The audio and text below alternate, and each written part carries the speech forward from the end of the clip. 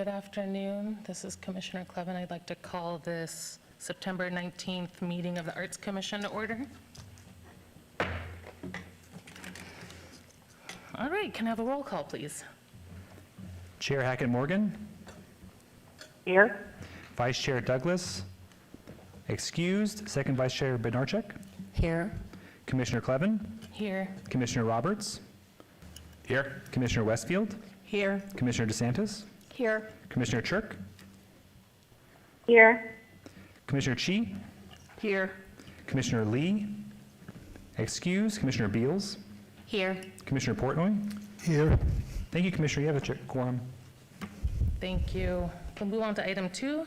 Are we in compliance with the open meeting law? Yes, we are. Great. All right, item 3, public comment. Comment during this portion of the agenda must be limited to matters on the agenda for action. If you wish to be heard, please come forward and give your name for the record.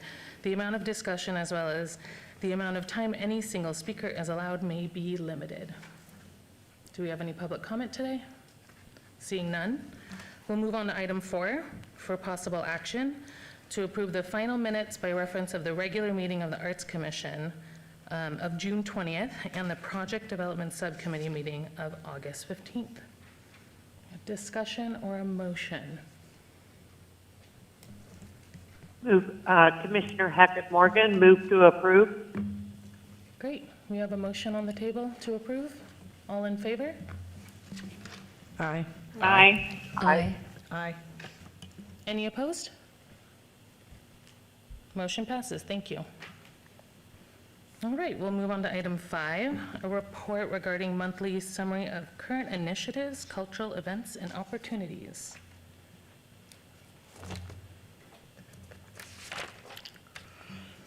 Join us on Thursday, September 26th from 5 to 7 p.m. for a reception event celebrating the spectacle of the showgirl presented by Grant Filippo's Las Vegas Showgirl Museum. This event is free, open to the public, and will be held in the Grand Gallery at City Hall, 495 South Main Street.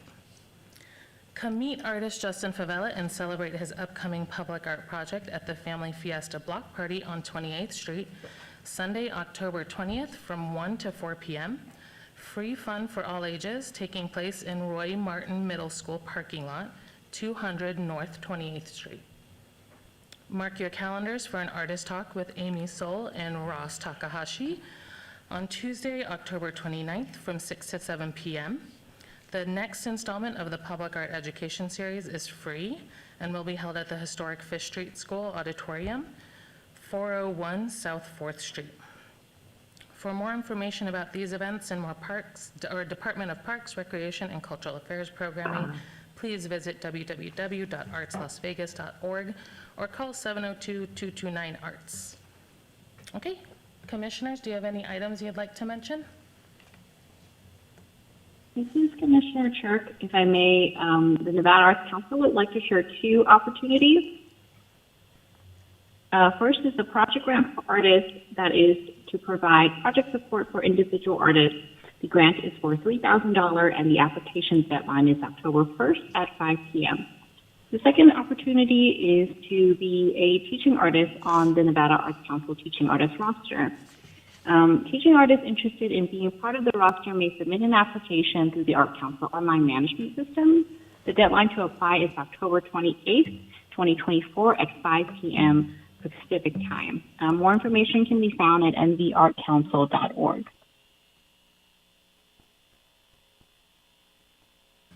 This is Commissioner Roberts. Mark your calendars for Saturday, October 12th. It will be a dual event for the Las Vegas Urban Sketchers and the Nevada Watercolor Society. They will be meeting together at the Goldwell Open Art Museum, or Open Air Art Museum at 10 a.m. For a paint out / sketching event, helping to celebrate the Goldwell Open Air Art Museum's 40th anniversary and participating in the events there. This is Commissioner Beals. The 8th annual Sky Canyon Chalk and Cheers Festival will take place on Saturday, October 12th, 2024 from 11 a.m. to 4 p.m. at Sky Canyon Park in Las Vegas, Nevada. The festival includes chalk art competition for all local artists, food trucks, a pumpkin patch, and a rock wall. This is Commissioner Hackett Morgan. This is my opportunity to invite you to the Goldwell Open Air Museum 40th Anniversary Celebration, October 18th through the 20th in the ghost town of Rhyolite, 115 miles north of Las Vegas. It's a free event. It's going to have really surprising performances, some from our former artists in residence, including Nolan Stoltz and the UNLV Percussion Ensemble. We're also having a original play called Albert Sukowski's America, written by Emily Anderson from Ghostlight Productions in Elko. And there's going to be a parade through the ghost town of Rhyolite. And, oh, did I forget to mention? We're going to have toasters and mousse. Taste the biscuit. Hope you all come out. It's free. We got food trucks, coffee. We've got Lieutenant Governor Stavros Anthony coming out. Please come out. We need people for our parade. So if you want to be in the parade, Goldwell Museum at gmail.com. We'll send you the form. Great, thanks, Commissioners. If there's no other items to report, we'll move on to item 6. A presentation by Crystal Ramirez, artist, regarding a design proposal for the Civic Center Excellent. Plaza Second Sculpture Project located at 525 South Main Street in Ward 3.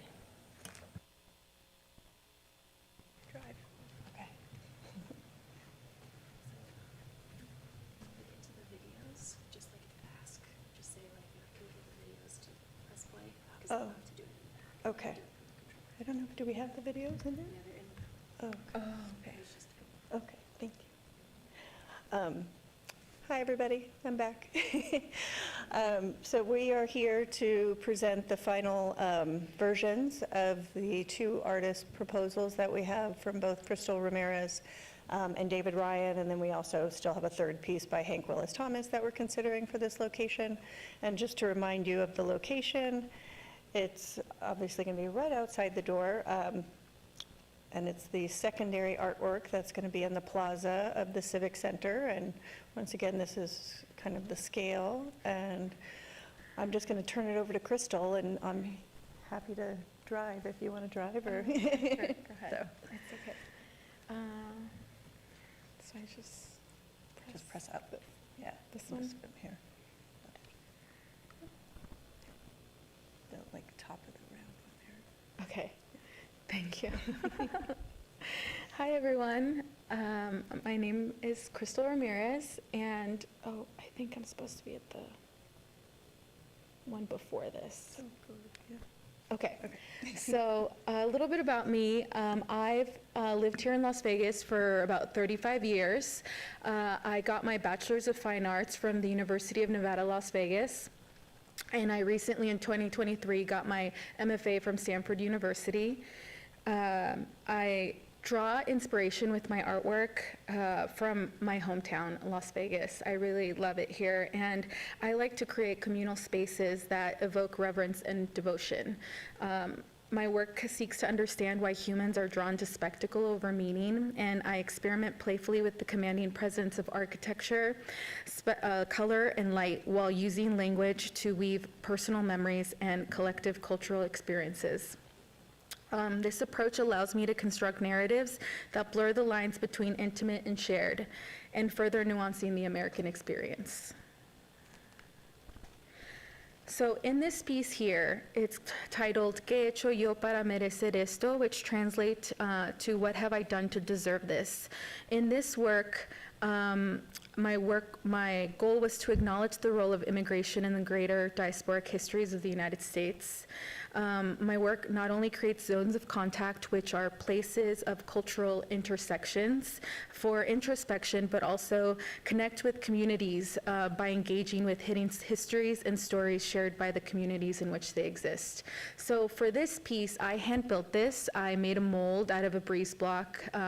This is called the Empress block. the original breeze block that was created by Edward Stone in the 50s. And so I made a mold out of this, and I cast about 300 of these and hand built this on my own. It's made out of gypsum cement, and I did not make the neon myself, but I got that fabricated in California. So if you could play this video, please.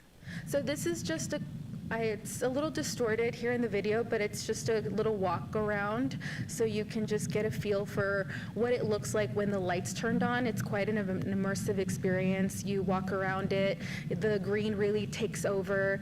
The green is, the neon is really just like always an ode to Las Vegas, where I've grown up, and just also to create, the neon gives off such a vibrant color that it's really always my goal to create these immersive experiences with neon. And we could go to the next video, if that's okay. Oh. Okay. And this is just a quick time lapse so you could see how it was built. It was quite a feat. I've learned so much from this experience, building this and constructing this myself and erecting it on our own. And so it was quite the feat. Like I said, it weighs over 1,000 pounds. And so making it, it was making sure that it was safe for the public, learning also just the fabrication components, and just also how to make it so it lasts a long time, because you need to be able to I would have to deconstruct it and construct it. It's been in a traveling show, so it's gone up and been taken down quite a few times. So that wouldn't be the case for this following piece that I'm going to be, I'm proposing for this. But a little bit about the Sarno breeze block, the piece that I'm proposing for Civic Center is these. So here on the right at Caesar's Palace is where I got the inspiration for this Sarno breeze block. You can see here on the left, that's the original breeze block. That was lent to me by the family of Jay Sarno, who is the creator of Caesar's Palace. I was given her blessing by the family to do this piece because they just found it so inspiring that somebody wanted to just like keep recreating more work with these pieces to represent Las Vegas. This piece, unfortunately, it doesn't exist at Caesar's Palace anymore, and it's Circus here on the right. It's in some locations towards the back. You can still see this piece located, but so I would be creating, again, with the work of fabricators, with the help of fabricators, I would be creating a mold, and we would create casts of this breeze block using a 3D scan that I made from this. If you could push play on this. So this is just an example of this is a 3D scan that I did of the original Sarno breeze block.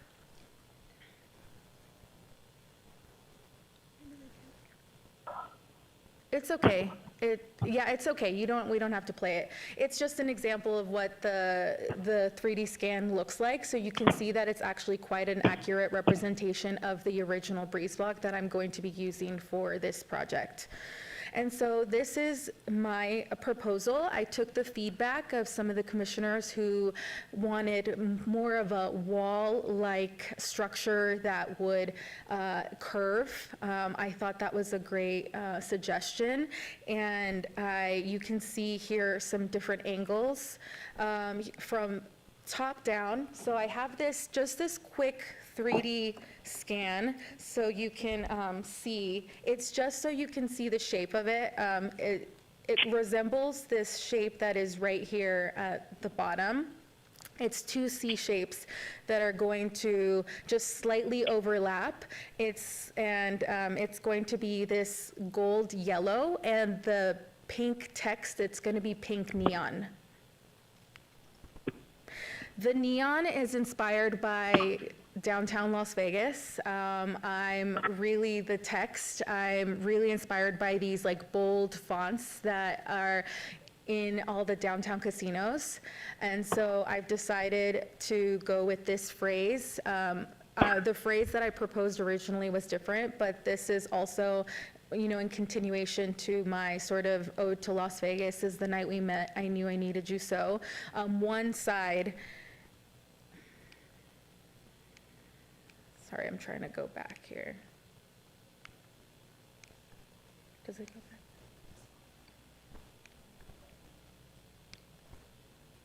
Okay. Okay, so you can see one side has the text, the night we met, and the other side is going to have the other text. So I think it'll make it interactive and people want to take photos in front of each side, and I think it'll really make it just also the shape of it. I opened it up a lot more. It's a lot more inviting. It was the original ones that I proposed were all very closed off, and I think that they made for great immersive experiences, but I think this one does as well. But the first ones, I feel like enveloped the person a little too much. They kind of closed, they were maybe a little claustrophobic. And so I opened up the C shapes a lot more just to make them a lot more inviting and open. And also the light will just really, when the sun, the way that these are created, this shape, so when the sun is coming in one direction, it's really gonna create really beautiful shadows along the piece. So I think it'll make for a really great a great photo location for everybody who visits Civic Center. And so I wanted to share a little bit my budget. Crystal, before you move on, can I ask Yeah. you, what was the original phrase? The original phrase said, "I'm just a devil with love to give." It was a quote from the Elvis song, Viva Las Vegas. And so I figured the word devil might not be the best choice for this project, even though I really love that quote because I just think it does really represent Las Vegas. You know, I'm just a devil with love to give. Or people, you know, playfully like to demonize Las Vegas, but we have a lot of love to give in this city. So now it says, the night I met you, the night we met, I knew I needed you so. So I thought that was still inviting. It also, the night I met Las Vegas, I fell in love. The night I met you also, you know, if people want to go and photograph in front of it, I think it's just like a really inviting phrase. And so if there are no questions for now, I can move on. I'll move on to the budget if that's okay. So I'm really, you know, proud that I'm going to be working with all local fabricators.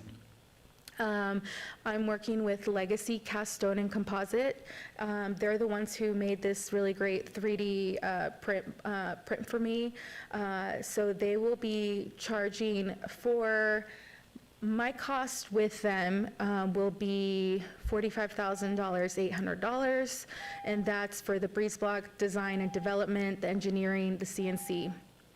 I'm working with a local neon fabricator, I'm sorry. It's called Las Vegas Neon Sign, and it's a small locally owned shop, just a one-man shop, one person who was so kind to meet with me and to plan this whole thing out with me, and he's super excited.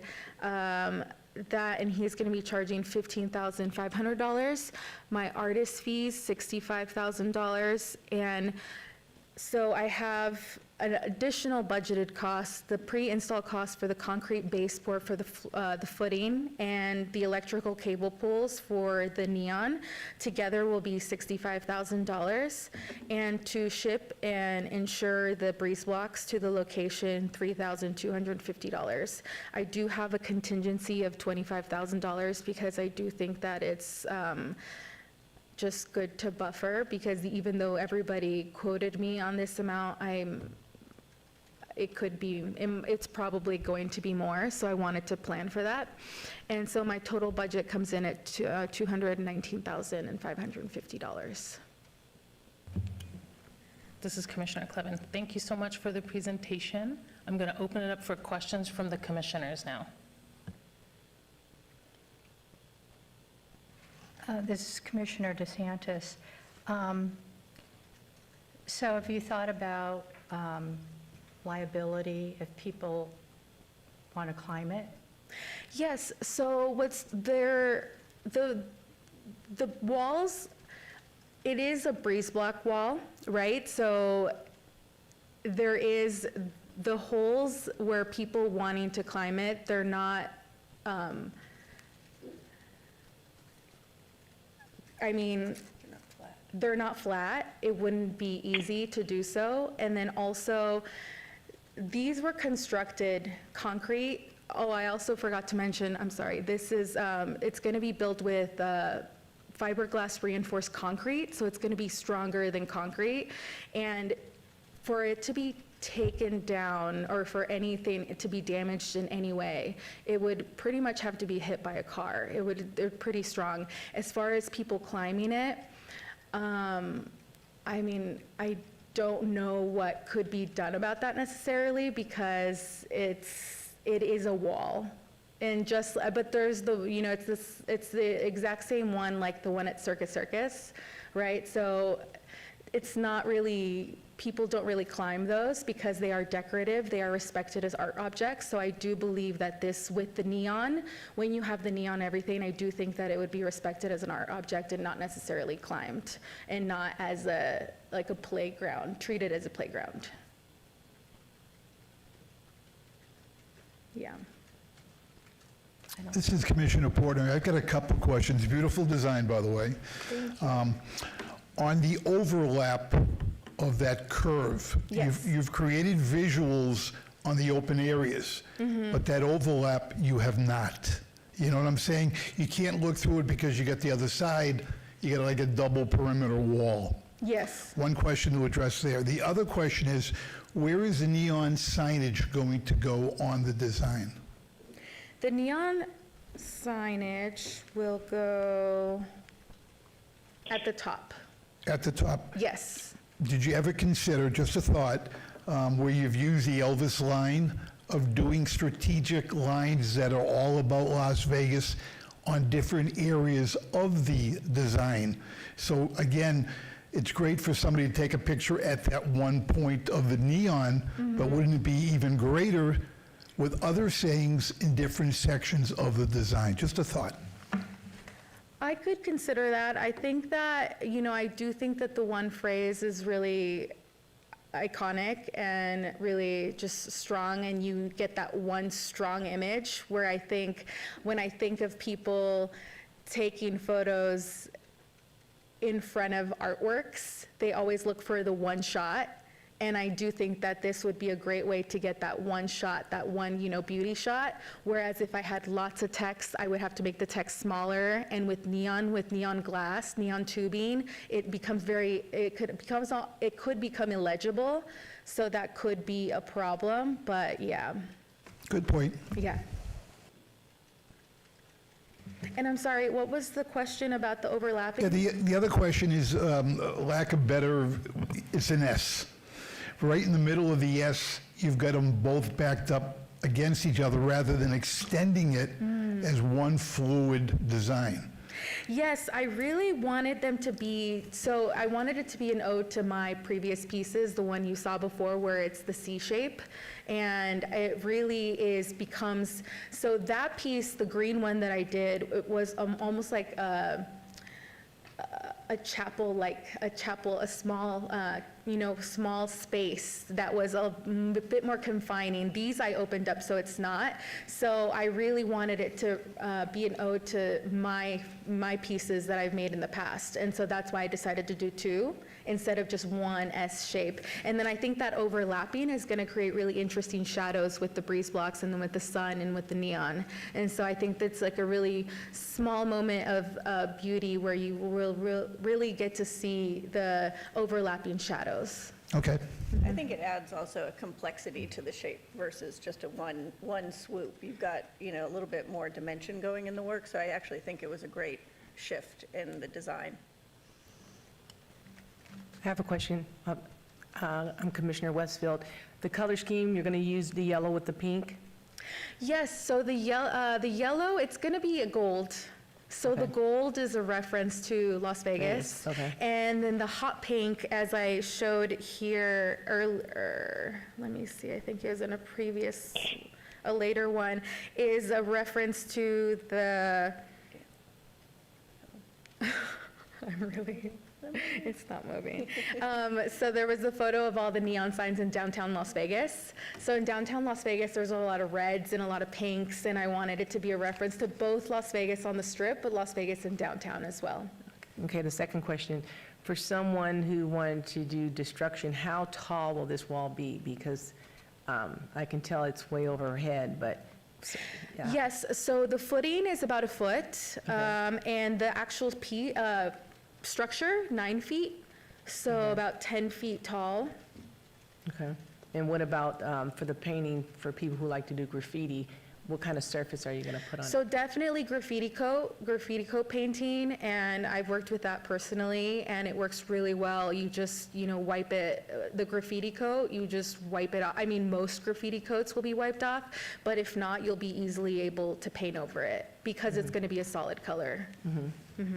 And as I mentioned also with, any type of damages done to it, it is concrete, so it'd be very easily fixed and patched up because they are being used as they were they were engineered to be used. I'm not using a material in a way that it wasn't made to be used, so definitely be able to, easy to fix. I'm trying to visualize this, the last question.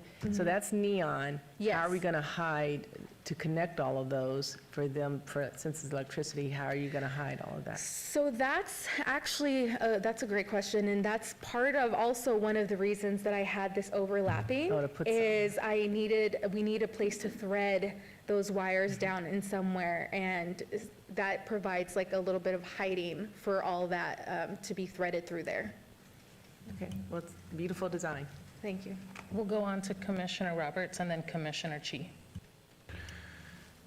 Commissioner Roberts, when I applaud you for a lot of the things that harken back to old Vegas. I think it's a good history, but also leaning into the Instagram and current mode of what is present society.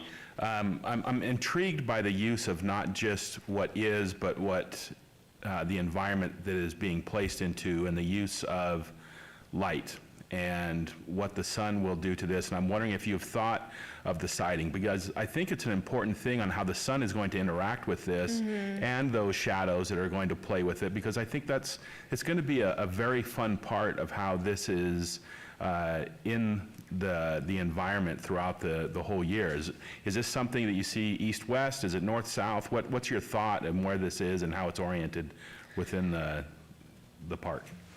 That's a great question. I actually, before I became a sculptor, I'm a photographer, so I think of light a lot also. I would like it to face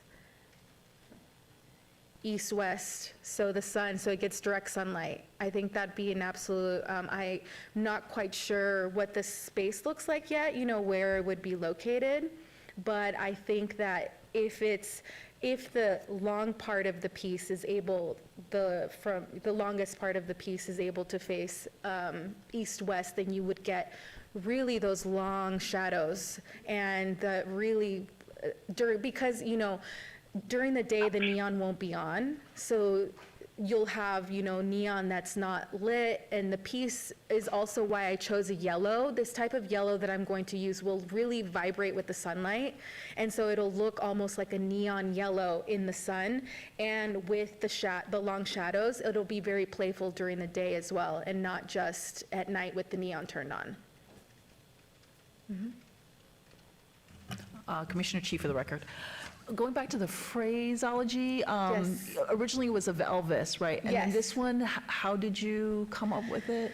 So I'll be honest with you, it's another song because I get a lot of my phrasings from music and literature and books, even in my personal work. So this one is from the Ronettes. From the Ronettes, Be My Baby. Okay. And so I still wanted to stick to 50s, 60s. I think I really loved those love songs from, and I looked for more Vegas theme songs, I really did, but a lot of it was very cliche, like just not, didn't find something that really hit the spot of like what it meant to like fall in love with something.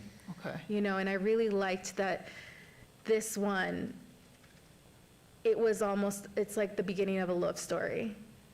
And so, yeah, that's what I want people to get when they see the piece, but also with Las Vegas, you know?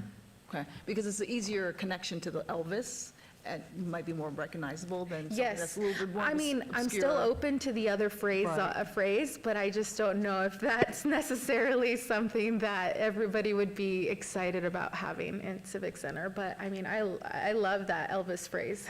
Okay, so, because the other point is, this is a piece that's going around office buildings. So Yes. most people coming, the visitors, will be day visitors. Yes. So referencing a night phrase, I don't know if it's a big difference, but people coming down, not a lot of people I don't know if this, We'll have it programmed throughout the evening. in the evening it's open? Okay, It'll be got it, open until about 10 p.m. every day. got it, okay. Thank you. Great. Not hearing any other comments? Anybody on the line? We will move on to item. Go ahead. Oh, hi, this is Safira. So I was just wondering, like Commissioner Chi was mentioning, for me, when I view the artwork and the phrase, there's a little bit of disconnect because I don't know the background where the phrase is from. Have there been thoughts about just installing a little plaque just for education purposes so we understand all of the context of this work? I just think that would be really great, the education process, and it would help illuminate all the thoughts that went into this piece. I don't know if somebody got that a little bit more. I'm so sorry, I didn't catch all of that, but I wonder if you could repeat that? Sure, this is Akira. I'm sorry, I'm on the phone and I apologize. My connection's bad. I just wish if this is to move forward, there would be a little bit more information displayed along with the piece to explain the context of these breeze blocks and also the text. Because when I approach this work totally blind without all this context, it might be it's so rich that I don't want that to get lost when it's installed. Yes. If it's installed. Yeah. Yes, thank you. That's a wonderful point. I think signage or like a plaque with the piece would be a really wonderful idea, because I would also, especially because Heidi Strauss, the daughter of Jay Sarno, like let me borrow one of the original breeze blocks. Like she's so proud that this history to Las Vegas, and like I would want that for her family as well, like, you know, for them to, you know, for people to know the history of this breeze block, and its ties to Las Vegas, because this is the only breeze block that I've been able to research that's tied to this city. And so, yes, I do agree. I think that's super important for this piece. Great. This is Commissioner Clevin. Thank you so much, Crystal, for the great presentation. And now we'll go on to item number 7. This is Commissioner Hackett Morgan. Can I insert a little comment? Go ahead, Commissioner Hackett Morgan. Hey, I just want to say, Crystal, I'm like the biggest supporter of your project, and I really appreciate that you're doing it and with the intention you're doing it. I mean, I'm just proud of you, girl. That's all. Thank you. Okay, we'll go on to item number 7 now, a presentation by David Ryan, artist, regarding a design proposal for the Civic Center Plaza's second sculpture project located at 525 South Main Street. This is in Ward 3. Welcome, David Ryan. Hello. Slides again. There you are. Okay. Real quick, I'd like to say, if it's appropriate, that design is great. I love Crystal as a person. She's a brilliant artist. That's amazing. Also, that design reflects the chaperone chairs. which she knows, but it's, anyways, I think it's a brilliant design. I just wanted to say that. So I'm David Ryan. Sitting in front of you is a little maquette I made of the piece that is being proposed. And we can move it around if it helps at some point. But real quick, a background for me, I moved here December of 1996. Graduated from UT in Austin with a BFA. Came out here, worked a bunch of jobs that I was horrible at. Luckily, UNLV took me in their grad program, and I was fortunate enough to study under Dave Hickey. Libby Lumpkin was there as well. And that helped the trajectory of my career and shaped, it very much influenced what I'm making today. Let's see, a little background on the work itself is interest that I developed in grad school were signatures and signature styles. I was thinking about artists and how their brushstrokes or mark making decided if you liked them or not, if you had a preference. And that was fascinating to me because I realized, well, my dad was left-handed, and I used to watch him do his actual signature, and it was so Baroque, it was so flourished. It got me thinking about, like, what causes our mark making? What causes us to make these movements through space and time, So, not to get off point, but that was something that was on my mind. I was also looking at machines like appliances, computers, automobiles, and the lines on those things were designers' lines versus artist lines. They weren't expressive. And that was something that I was really interested in based on, looking at like Titian and Tintoretto, rather. And anyways, that's what got me to these. If you look at the piece in front of you, it's got both of those scenes. It has a machine-made edge on the outer bit and the interior, but through the center is more of an expressive individual human line, in quotation marks, because it's effort to make it look that way. But it was the marriage of those two things that I was interested in, that I got interested in grad school. Let's see. This particular work, I added a third element, which is using, like crystals, she has digital building blocks. Each one of those bricks is interchangeable. I like that idea, and I started thinking about it a lot back in around 2005. I haven't figured out, up till this point, I hadn't figured out how to employ it. If you look closely, this is constructed of individual parts that are rotated around, merged, some bits subtracted, there's a break up top. But ultimately, all of those shapes add up to the whole. And conceptually,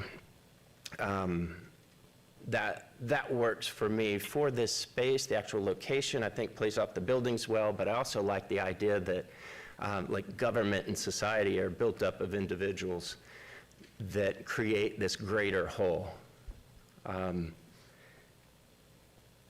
Let's see.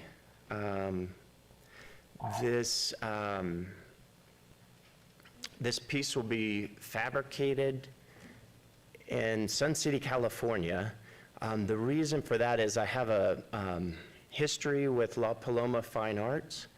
In the past, they've helped me with some pieces, but I really got to know them when they built the Tim Bavington's Pipe Dream, the fanfare for the common man.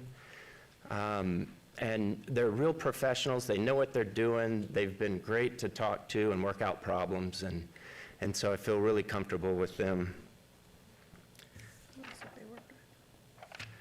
They've worked with Dennis Oppenheim.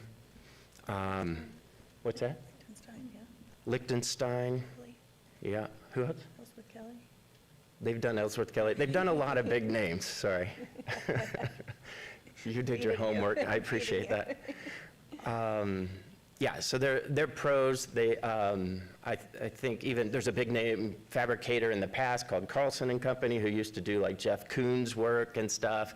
I think because of him, they went out of business and essentially partnered now with La Paloma. So I think they're one and the same. So they've got good pedigree and good history.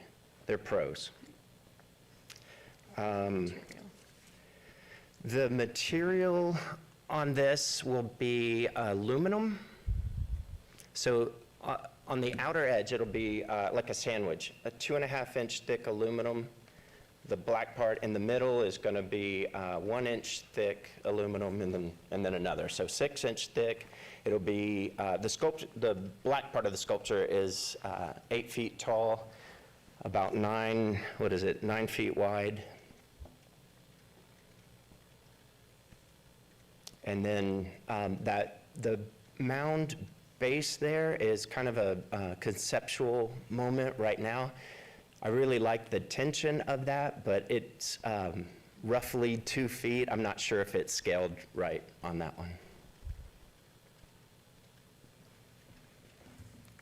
And then, let's see, do we need to go over the budget?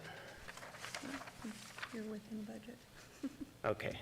I don't know if that was a slide or not. No, yeah, I think it was, yeah. Okay.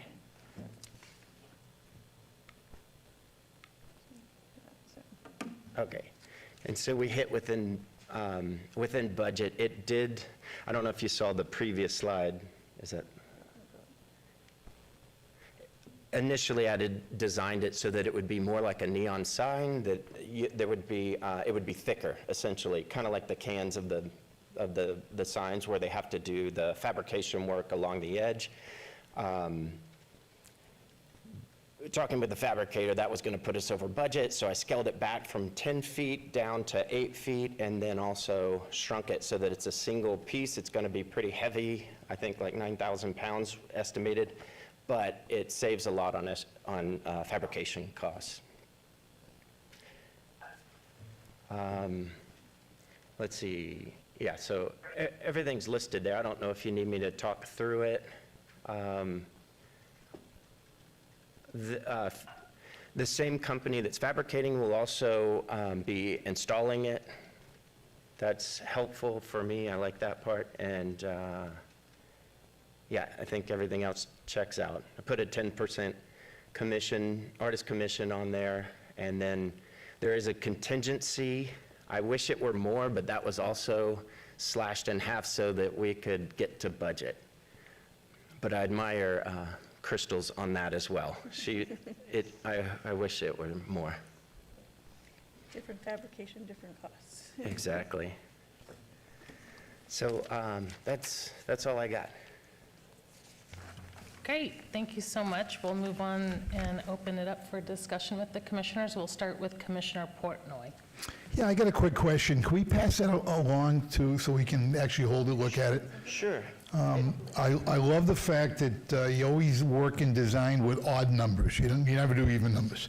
And the fact that you've got 3 very distinctive elements in the design makes it work. What was the inspiration to the centerpiece design? You said free-flowing and you kind of let it go. Yeah. Well, this one started out because I was using those conceptually digital components. So it's one singular piece that I rotated around until the overall composition was working for me. That's essentially it. Listen, I love the design, but in my head, I can't get out the fact of just taking it and tipping it to give that angle of going up rather than straight across. That's just my design. No, well, I tell you what, I'll work with you on one. We'll talk. But it's well done. Thank you, I nice appreciate job.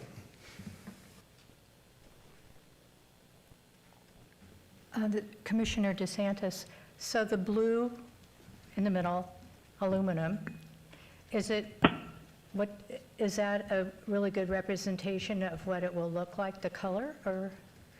That's the intent, yeah. And everything that I've seen, they can color match down to exact. I like that for me, based on the intel, the printouts that I got for the space. I like that it sort of mimicked or matched, and it seemed like it dressed appropriately for the space. That's where those two blues come from. Thank you. Commissioner Shi, for the record, black aluminum, how does that do in really hot weather? And you're going to burn your hand. Yeah. A child is going to burn their hand if they accidentally touch it.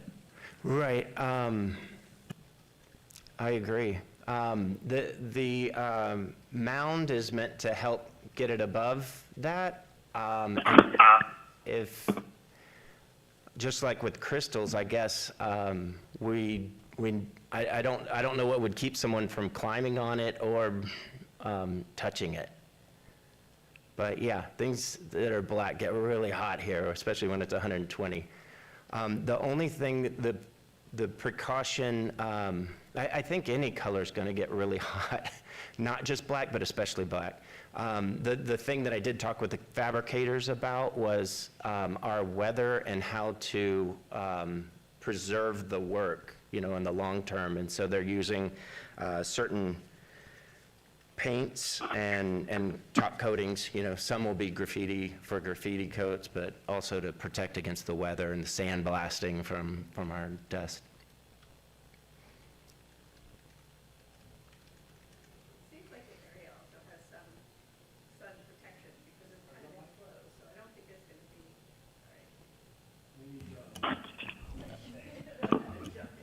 Michelle Quinn mentioned that the area is shaded and could provide some protection from the sun. Yes, I'm sorry, it's Michelle Quinn again, sorry. Yeah, this is, it seems like the area does have quite, it's not going to be in direct sun all day long, so I think the heat will be mitigated also. So it's not going to be 24-hour, sun exposure. This is Commissioner Roberts. Is there any, for after hours, any recommendation for lighting or any anticipation for lighting when we do have after hours events, or preference for how you would like this lit, or would you like it lit? Is it something you'd want to kind of be a kind of an omen of darkness there in the corner, of kind of foreboding of what, do I go touch the dark donut, or what do I do? Yeah. No, I think if, I like both of those scenarios. The way you described it was kind of nice, this ominous figure, but lit at night would be great. Yeah. Yeah, unfortunately, the budget doesn't allow for lighting, so if there's lighting needed or necessary, that would have to sort of be passed somewhere else. There's just not enough money in the budget for lighting. Commissioners on the line, any comments? Okay, hearing none. Thank you so much, All right. David Ryan, for your presentation. Thank you very much. I appreciate it. Thanks for the opportunity. And now we'll move on to item 8, a discussion for possible action regarding the Civic Center Plaza's second sculpture project located at 525 South Main Street, not to exceed $220,000 of the Percent for the Arts Fund. This is in Ward 3. So commissioners, this is our time to discuss the proposals you have just seen. This is Laura Machado. I hate to interrupt. I'm so sorry. In the last meeting, actually, there was a mention that you wanted just a little bit more information on an additional project. So Michelle was just going to talk very briefly about that additional piece, and then we can move on. I'm so sorry. So you've seen these works before. It was just part of another presentation for trying to, oh, well, I don't know where that went. Sorry. Oh, okay, you took the single one out, sorry. I had a single of that image of the Hank Willis, so now it's Michelle Quinn, sorry. I'm not very good at the formalities, I apologize. It's not going back. I'm doing the backslide. All right. There,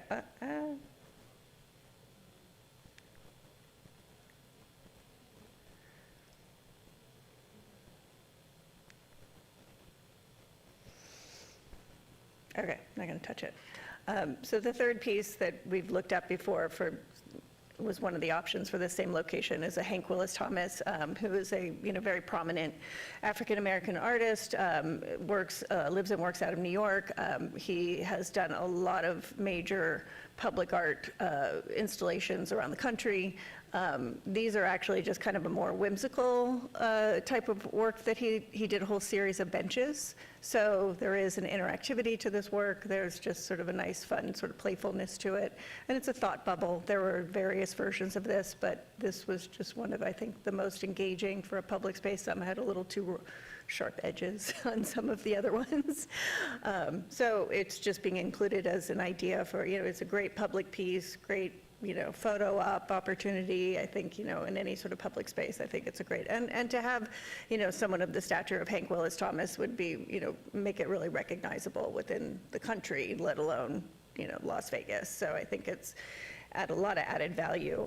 The piece itself is only $140,000. So from a budget perspective, it leaves a lot of room to, for installation and working with the base and maybe, whatever foundation you want to work with around it. So there's actually some extra money in there to play with. So very affordable and very, very well-regarded piece. So. Great, thank you. Now we'll open it up to commissioners for discussion on these objects, and we're looking for a motion.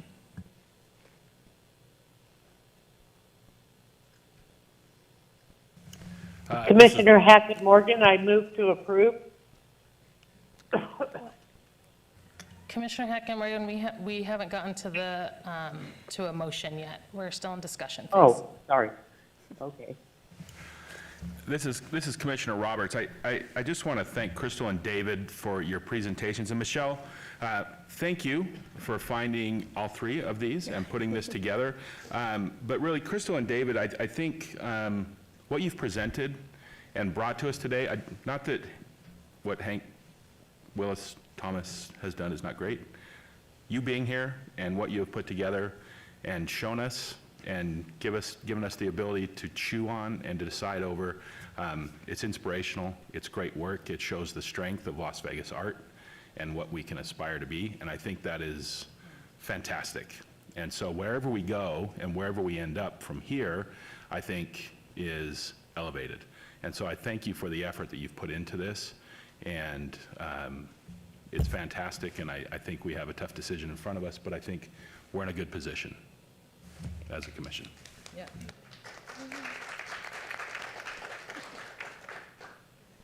This is Commissioner Hackett Morgan. I would like to just say that I am very, very, very pleased with the level of work that's being presented. Thank you. Thank you, Crystal. Thank you, David. Appreciate it.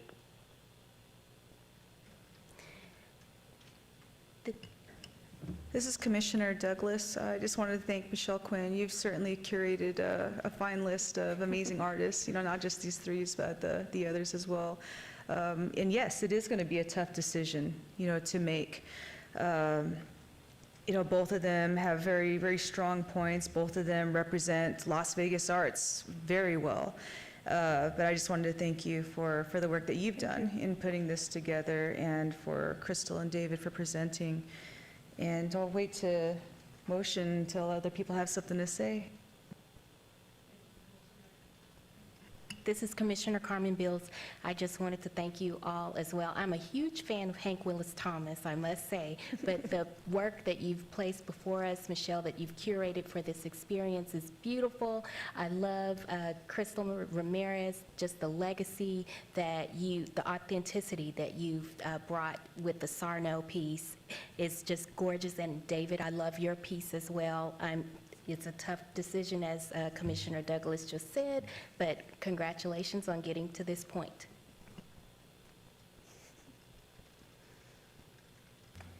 Commissioners, are there elements of pieces that you would like to talk about? Commissioners on the line, are there elements that you'd like to talk about? If anybody is ready for a motion to approve one of the projects, please do so. This is Commissioner DeSantis. I wanted to see or to know if one is going to be able to see both the primary and the secondary sculpture at the same time. I don't know if they're going to be trees or bushes, or I'm not sure what the landscape is going to be. And I see a plan, but I never saw an elevation of any. Well, there's the one sculpture, the primary that's been approved, is that correct? And how tall is that primary sculpture?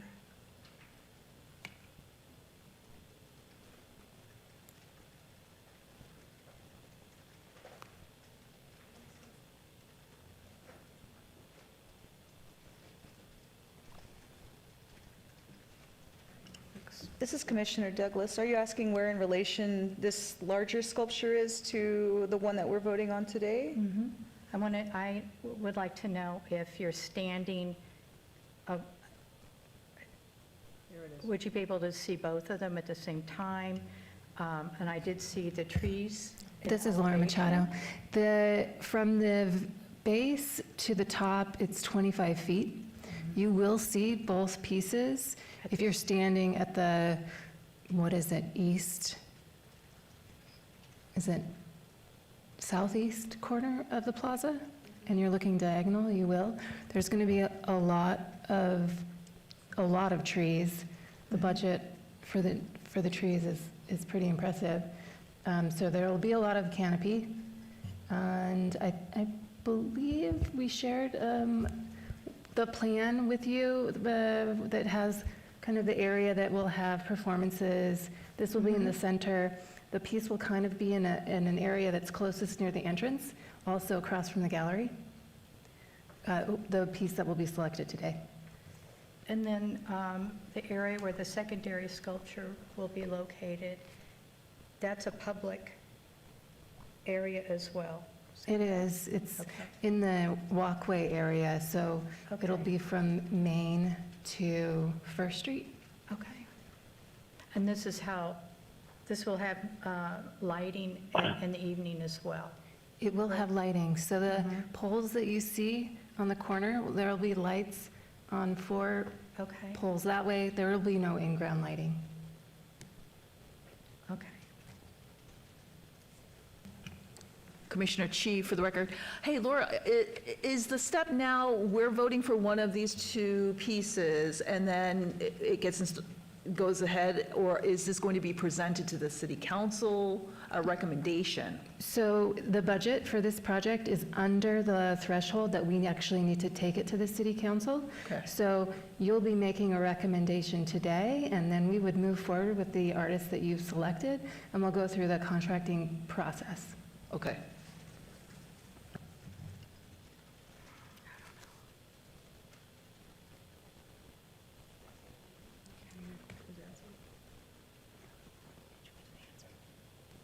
This is Commissioner Portnoy. I'm still a little confused. I understand you'll be able to see both works of art. Are they both on that walkway opposite from one another, or are they at either end? So if Jeff could pull up item number 6, it has the layout. So the sculpture will be in the center, and then there'll be another. That's so high, it doesn't matter. Do you have the clicker? Click once, right here. So this is kind of a layout. You can see on the screen that center piece right in the plaza. That's the large sculpture Harmonic Ascension. And then there's a little area that says artwork that's by the entrance, and that will be where this piece is placed. So Perfect. if you're standing on one of the corners looking, you'll be able to see both in your eye line. But then if you get closer, you'll see them as well together.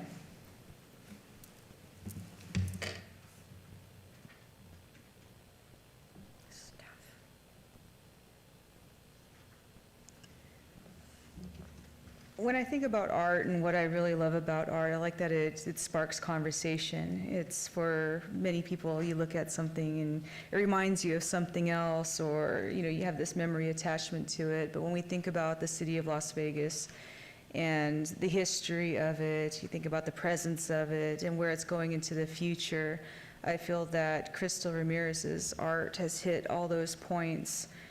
And if there's no other comment, I'd like to make a motion to accept Crystal Ramirez's piece for this work. I'm Commissioner Fawn Douglas, and I make a motion to accept Crystal Ramirez's artwork. This is Commissioner Beals, second by Commissioner Beals. Commissioner Monique Pascal, I agree. Hold. This is Commissioner Clevens. So the motion on the table is to approve Crystal Ramirez as the artist for the Civic Center Plaza Second Sculpture Project. All in favor?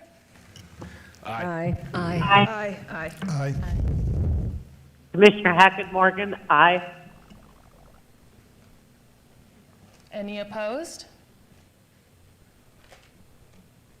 Great, motion passes. We have selected our artist for the Civic Center Plaza Second Sculpture Project. Thank you to the artists for your presentation, and thank you, Michelle Quinn, for curating a great slate. Yay! All right, now we'll move on to item 9. A report by Cultural Affairs staff regarding current percent for the arts projects affecting all wards. This is Mary Sabo for the record. That was exciting. That was fun. I was just saying to Holly, it kind of felt like America's Next Top Model for a second. But yeah, very excited. Congratulations to Crystal and to everybody. I just wanted to remind commissioners real quick of our upcoming Arts Commission schedule. Our next meeting will be on October 17th, a regular meeting. We will have another regular meeting in November. I put the December meeting, December 19th, on here. Traditionally, we've canceled the December meeting due to commissioners' holiday travels, but that's up to the chair, and if a lot of people are going to be absent, so we can discuss that in the future. And then our first meeting of 2025 is going to be on January 16th. And then in February, we are plotting a potential public art tour in place of our regular meeting. Because I know a lot of commissioners are new, and this is something that you all expressed some interest as something you would like to do, and we would like to do it as well. So we're planning this. We'll take you on a nice little bus tour of some of our public art pieces. Let me see. So we're thinking of doing this on Thursday, February 20th. And we would not have a regular meeting on that day. So commissioners can commit to doing this with us for about noon to 5:30 p.m. That would be great. Think about it, let me know. We do need like a proper head count to book the bus. So we'll talk about this again, but if commissioners can confirm probably by the end of November, that would be excellent. This is Laura Machado. Please join me in welcoming our newest team member, Ben Johnson, sitting next to me. Ben is an artist and educator who moved to Las Vegas from Albuquerque, New Mexico, where he was a lecturer, fine arts area coordinator, and gallery director at the University of New Mexico, Valencia. In 2017, he arrived in Las Vegas and began working as an art handler with Global Art Transport, while also teaching as an adjunct professor at the College of Southern Nevada. Originally from Omaha, Nebraska, he earned a BFA at the University of Nebraska-Lincoln and followed with an MFA from the University of New Mexico. We're really excited to have him join the team. Please help me in welcoming him.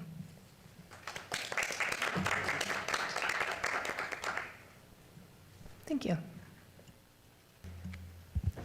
This is Mary Sabo. We have a few public art and galleries open calls right now. We have a call open for 3 on Main, We're looking to commission 3 artists or teams of artists to present temporary site-responsive sculptures on Main Street. And we also have the Call for Artists, Mexican Mythologies Past and Present gallery exhibition call open. That closes on October 10th. Also closing on October 10th is the call for the Public Employee Art Exhibition. And then we also have a call for guest curators open right now. And that is going to be rolling acceptance with no close date. And these can all be found on our Arts and Culture page on our website. Please share these with your networks. Holly Lay for the record. Artist Dre Wilmore's Ant Box has been getting a lot of tags downtown. We've been getting a lot of emails about it. And he reached out with a proposed design, and staff would like to recommend that we do this to deter tagging, because that side of the box is so open. It's just a blank canvas for people to put tags on, and we think that will help deter.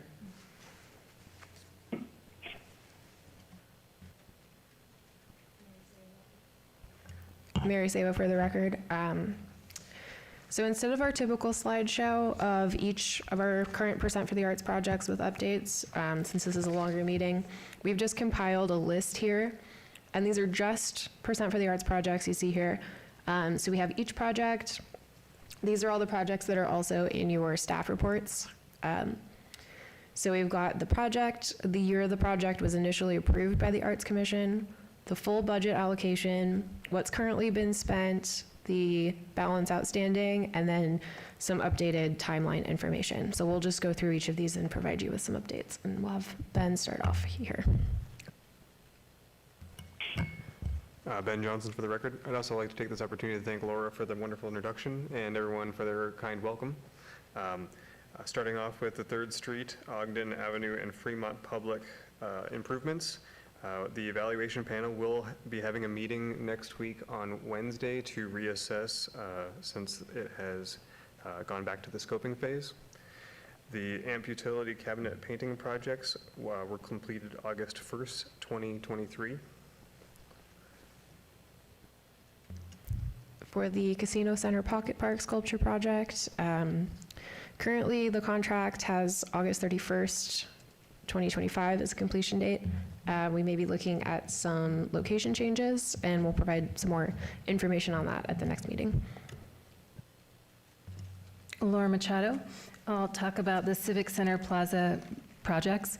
So we have the Harmonic Ascension by Cliff Garden Studios. He has completed his first milestone. He's working on his second. The completion date is May 18th, 2026. And the next project that we're working on, you just voted on, so that'll move forward. We'll work with the artists selected to start the contracting phase. And then we have a Civic Center building interior artwork project. We're working with 9 artists and selecting those for 5 locations within the interior of the building, and that'll happen in early October. We also have conservation and maintenance. We have spent almost all of the funding that was allocated. We have just a little bit more than $2,000 left to spend in the next few weeks. And then the conservation and maintenance that was reserved by Public Works, we still have about $17,000 remaining in that fund. Holly Lay for the record. The conservation and maintenance of the Law Enforcement Memorial, Southern Nevada Law Enforcement Memorial, was completed in April. Ben Johnson for the record. The conservation and maintenance of the Paintbrush Gateway is currently finalizing a solicitation for conservation. We're hoping that it will be going out in next week or the week after. Holly Lay for the record. Doc Romeo Skate Park was completed in April. Flourish by Denise Dewart. That project's still on hold. Public Works is working on a street improvement project. Also, James Gay Park, and that project is also on hold. It's actually a parks project, but in working with Public Works. Holly Lay for the record. The sculpture that we're working on with Justin Favela is contracted. We're in the first phase of community engagement, and that will end in December of this year, and he will present a design, hopefully to the commission in January. The medical district projects, we have 3 contracts pending, 3 artists, 3 sculptures, and we have the medical district Wellness Way Gateway moving, and we're scoping that right now. And the Meow Wolf Police Memorial Skate Park mural was completed in May.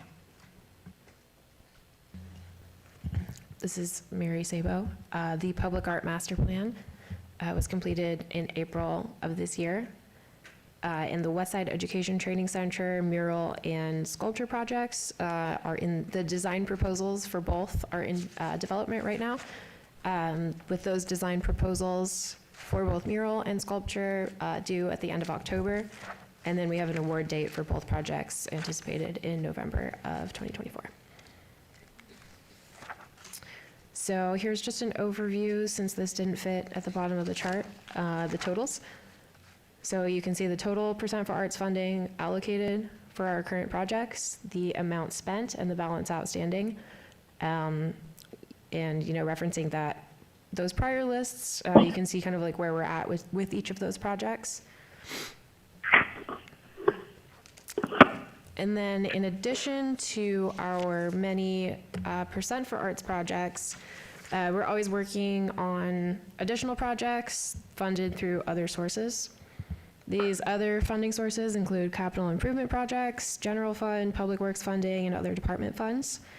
And you'll notice on this list, that's a sampling of those projects. A lot of them have been requested by other city departments and community groups, and some of them are still waiting on confirmed budgets and funding. We always try to accommodate requests for projects that are feasible in terms of time, scope, and funding, while also balancing the priorities of our other projects.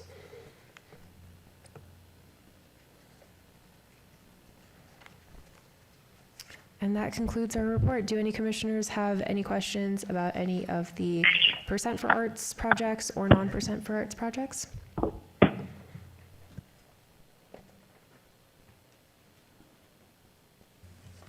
All right.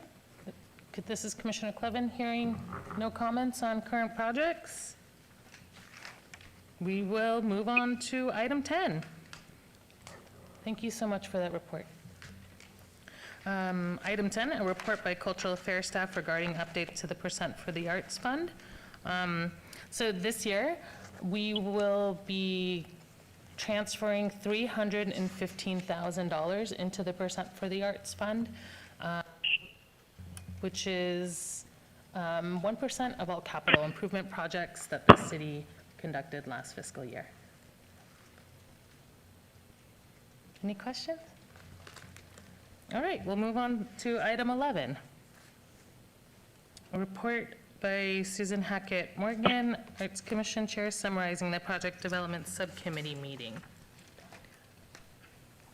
Yeah. I will deliver that report. Thank you. I don't have access to it. Not a problem. Staff presented new public art projects and budget allocations for fiscal year 2025. Subcommittee members had no modifications, and they recommended the projects.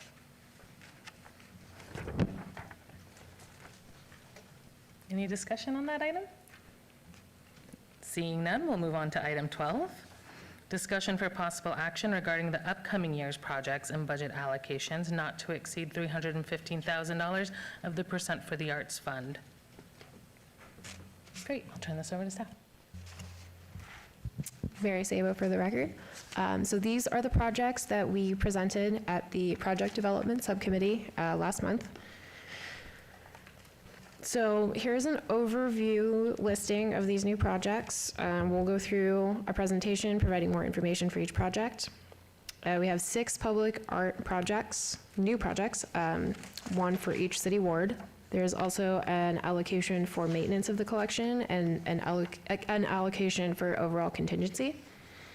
For the proposed public art projects, we used the 2024 Public Art Master Plan recommendations to guide site research and planning.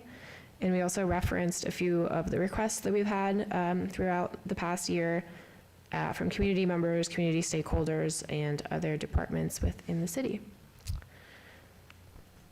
So we will start off with the Mirabelli Community Center mural project, and this is in Ward 1. So Mirabelli Community Center staff reached out to the public art team in 2023 to discuss the possibility of bringing a mural project to their center. They took note of the way that recent public art projects enhance the East Las Vegas Community Center and help contribute to a sense of placemaking and belonging. They have minimally visible signage over there, and they're really hoping that a mural would draw people to the center and highlight some of their programming. And with the programming they have there, they have like a kind of a built-in opportunity to do a lot of great community engagement and maybe some workshops along with that mural. And then the proposed budget for this is $51,500. This is Laura Machado. So we've identified that Ward 2 is an area in Las Vegas underrepresented in the city's public art collection. So our team identified Hualapai Canyon Trail as a location with unique proximity to trails, paths, and the Red Rock National Conservation Area. With recommendation 2 in mind from the Public Art Master Plan, which was to develop art that enhances people's experience with the natural environment, this location would be really well served by commissioning an installation that responds to the natural environment, enhances the experience of the trail visitors. With an estimated budget of $82,000, our team recommends moving forward with the project in this location.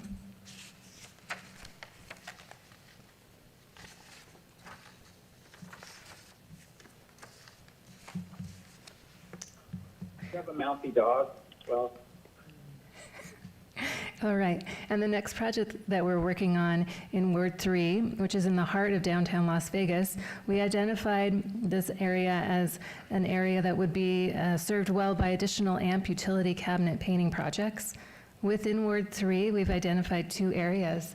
The first area was recommended by Naked City community stakeholders.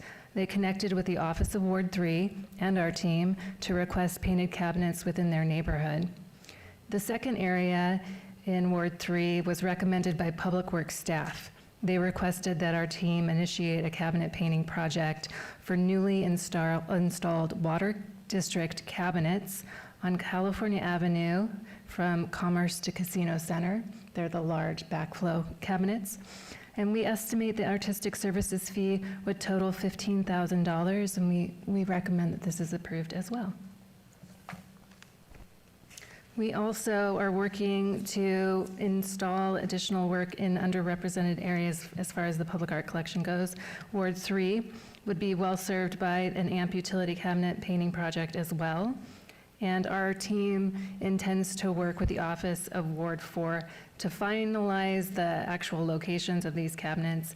And we estimate it would be about $15,000 as well for this project.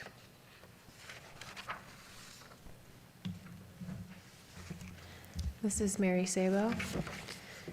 For Ward 5, the proposed project is the Hears Park mural.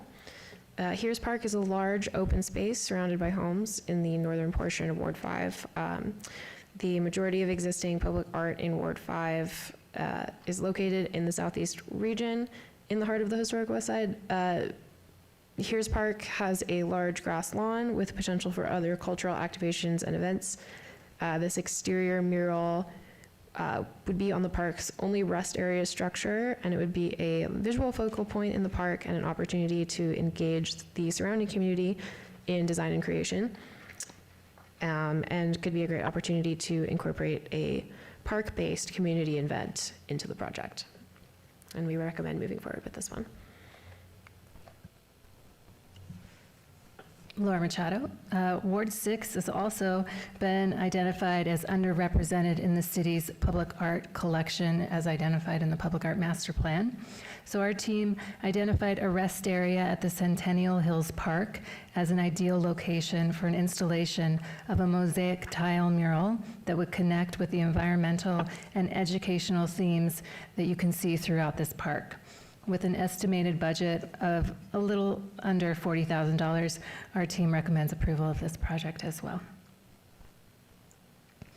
And then we are also each year working on conservation and maintenance. For FY25, our team recommends allocating $80,000, the same amount as the previous year. And this allocation will continue to fund our ongoing collection care and maintenance of the city's public art collection. As you can see from the slide on the screen, our team has used 97% of the allocated budget for FY24, and we contend to continue the much-needed work to care for our aging collection. Mary Sabo. We are also recommending a proposed public art contingency that would affect all wards and all new projects. As you may know, even the most successful commissions can face unplanned cost overages.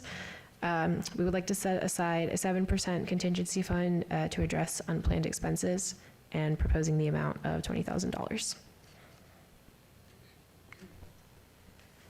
So here is that overview listing again, and you can see our total transfer amount down there at the bottom with the estimated artistic services, design art honoraria, if applicable, and estimated engineering and contracting costs, if applicable, and then the total budgets there on the right-hand side for all of these proposed projects.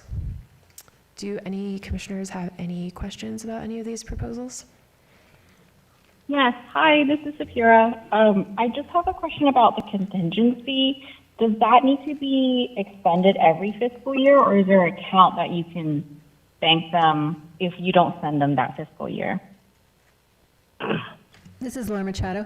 So the percent for the arts account is a special enterprise fund, so this money stays in the account. If we don't use the $20,000, it stays in the percent for the arts account. And then we can just allocate it for something different next year if we don't end up using it. Great, thank you. Well, this is Commissioner Douglas. I was just pleased that there's the contingency for $20,000 because at first when you're reading off the numbers of $80K staying the same, but we're also increasing the amount of arts that we have. So we're going to need that, especially with any defacing or issues that come about. This is Laura Machado. Commissioner Douglas, it's a really good point. We were actually thinking of expanding that maintenance and conservation budget more, but this year we didn't have as many funds to allocate, so we kept it the same as last year. But you're absolutely right. We keep adding to the collection, and that means more care. This is Commissioner DeSantis, Ward 4. I just want to make clear that the $15,000 is to paint utility boxes that have not been painted. It's not maintenance. Okay. Laura Machado, that is correct. Okay. New cabinets that have not been painted. All right. Thank you.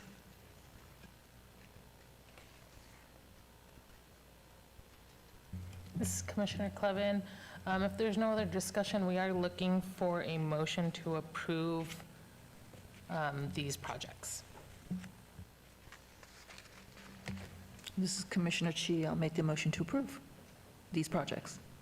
It's Commissioner Douglas. I'll second the motion. Great. Motion on the table to approve the projects as described in this item. All in favor? Aye. Aye. Aye. Aye. Aye. Any opposed? All right, seeing none, the motion passes. All right, we will move on now to item 13, discussion for possible action regarding the annual election of officers. So this item was on the agenda at our May meeting after I stepped down as chair. Suzanne was elected chair at that time, Fawn Douglas as vice chair, and Heather Bednarczyk as our second vice chair. We are holding this election again because this is technically our annual meeting. Commissioners can keep the officer positions as is, or discuss or change. If any commissioners would like to nominate somebody or self-nominate, you're welcome to do that as well. But we'll open this time now for some discussion, thinking about who will guide our meetings for next year.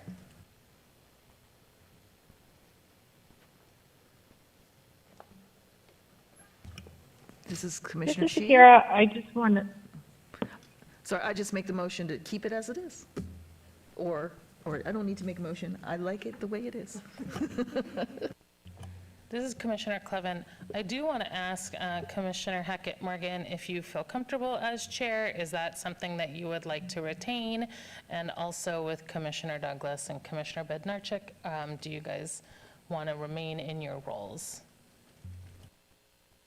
This is Commissioner Hackett Morgan. Okay, Ms. Clevin. I need to step away from this role.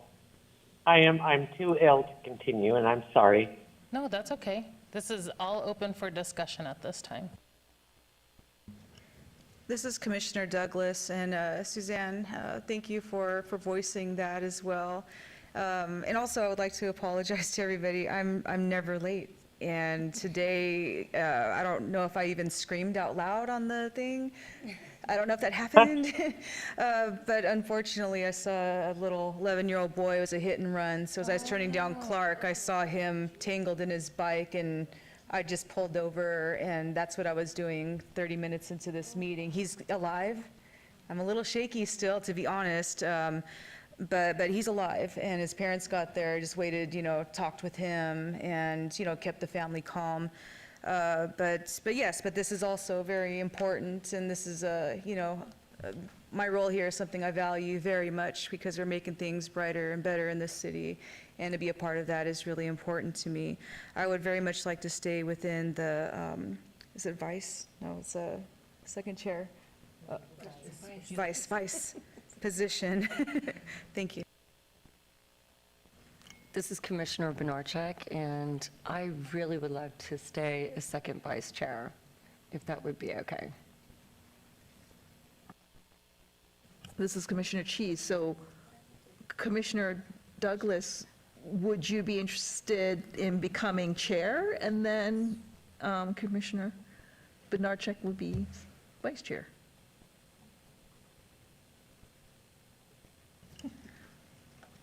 If that appeases the committee to do so.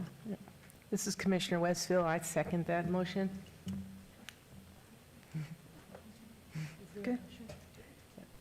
Sure. This is Commissioner Chi. I'll make the motion that the chair, the new chair will be Fawn Douglas, and the vice chair will be Heather Bednarchik. Sorry if I'm mispronouncing it.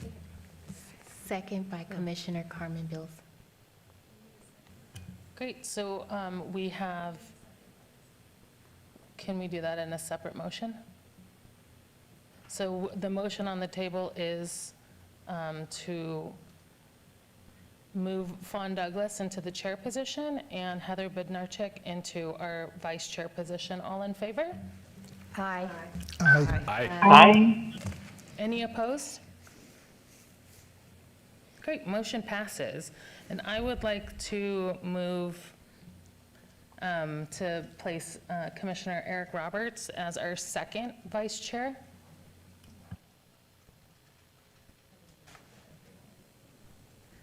I would like to second that.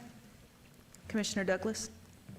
Great, so the motion is to place Eric Roberts as our second vice chair. All in favor? Aye. Aye. Aye. Any opposed? All right, seeing none, we have our slate of chairs for next year. Thank you so much.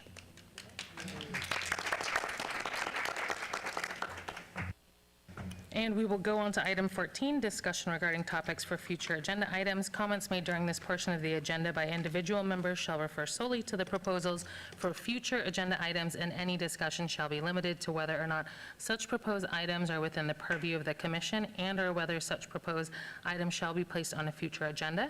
No discussion regarding the substance of any such proposed topic shall occur, and no action shall be taken.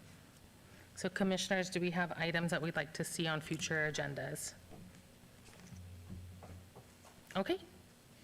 Seeing none, we will move on to item 15, citizens' participation. Public comment during this portion of the agenda must be limited to matters within the jurisdiction of the commission.